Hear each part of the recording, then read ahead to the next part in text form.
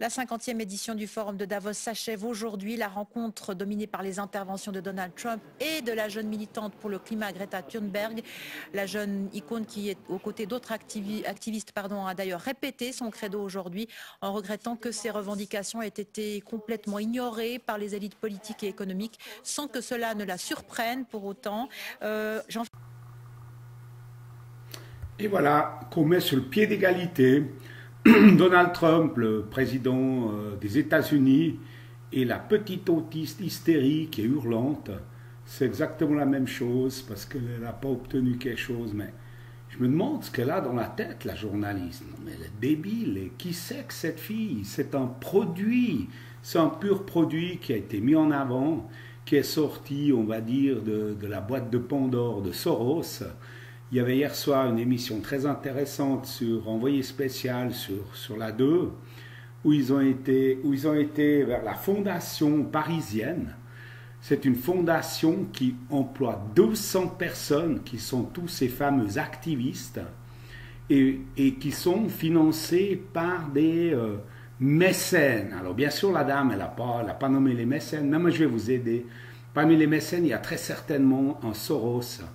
Donc cette fille, c'est un pur produit qui est sorti du chapeau pour lancer cette hystérie climatique. Et pourquoi il fallait lancer l'hystérie climatique? C'est simple, pour la raison toute simple, parce qu'en définitive, la mondialisation est en pure faillite maintenant. C'est fini, les gens n'en veulent plus de la mondialisation. D'ailleurs, ce qui était intéressant, c'est qu'aujourd'hui, j'ai regardé le discours de clôture d'un gars, je ne sais pas son nom, au forum de Davos, qui a parlé de ce qu'ils ont parlé.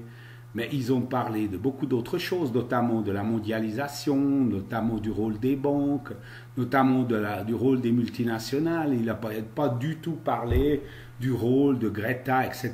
Ça, c'est une idiote qu'on nous agite devant nous comme une marionnette. C'est les journalistes qui la lancent, personne d'autre. C'est simplement pour on va dire, pour renforcer l'hystérie climatique. Mais le vrai problème, la vraie chose qui va nous arriver compte, c'est tout à fait ailleurs. C'est ceux qui vont lever comme un pot, vous verrez plus loin, je laisserai, il y a un discours là, du bonhomme, la Chalère, qui dit que von der Leyen, voilà, il va investir 1000 milliards d'euros dans la crise climatique. Alors je vous laisse deviner où ils vont trouver les 1000 milliards d'euros, parce que ça ne va pas se trouver sous la patte d'un cheval, par contre ça va se trouver dans nos poches. Donc c'est nous les dindons de la farce que ces salopards sont en train de préparer avec leur crise climatique, que cette idiote nous dit, la Greta, ouais, nous allons tous crever, c'est urgent, il faut... Puis en fait il ne se passe rien. Ils n'arrêtent pas de nous dire, voilà, c'est le réchauffement. Mais j'aimerais juste vous dire une chose. Je vais mettre le bouquin d'un universitaire français qui dit que le réchauffement climatique est en l'heure. Il explique, c'est un scientifique. Lui, il dit que le CO2 dans l'atmosphère représente, je vous dis, écoutez bien, 0,2% des gaz qui sont dans l'atmosphère. La vapeur d'eau se représente 100 fois plus. Donc tout ça, c'est une invention pour faire peur. C'est que dalle, que dalle.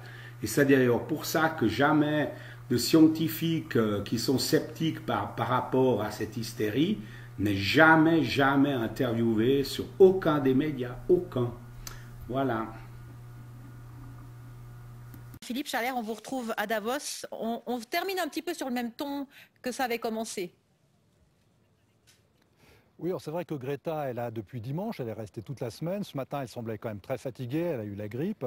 Et comme vous l'avez dit, eh bien, pour elle, le bilan de ce sommet est négatif. Ses revendications ont été ignorées. Elle demandait l'arrêt immédiat des investissements dans les énergies fossiles. Et c'est vrai que ce qui a marqué ce sommet, eh bien, c'est son bras de fer avec Donald Trump. Lui qui, par contre, vante évidemment la puissance de l'industrie pétrolière et gazière américaine. Et il estime aussi que pour sauver le climat, eh bien, la technologie est planter 1000 milliards d'arbres suffiront.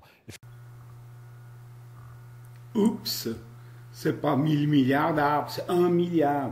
Faut pas rajouter, mais aïe, aïe, aïe, aïe, aïe, quelle catastrophe. Effectivement, la réalité est beaucoup plus sombre. Incertitude et instabilité, ce sont les deux mots-clés, selon Antonio Guterres, le secrétaire général de l'ONU, qui pointe évidemment les risques majeurs que sont le changement climatique, les tensions géopolitiques et puis le manque de confiance dans les dirigeants. Alors au final, c'est peut-être Ursula von der Leyen, la présidente de la Commission européenne, qui a su le mieux incarner l'esprit de Davos, qui veut concilier à la fois économie et sauvetage de la planète. C'est toute l'ambition d'ailleurs de son New Green Deal, ce Green Deal, ces fameux 1000 milliards d'investissements qui doivent permettre à l'Europe d'atteindre la neutralité carbone d'ici 2050. Et pour l'autre, les voilà, tes 1000 milliards. C'est le pognon qu'ils vont ramasser dans nos poches. Ils sont là, c'est pas dans les arbres. Alors, un peu Kakoshim, hein, le papy.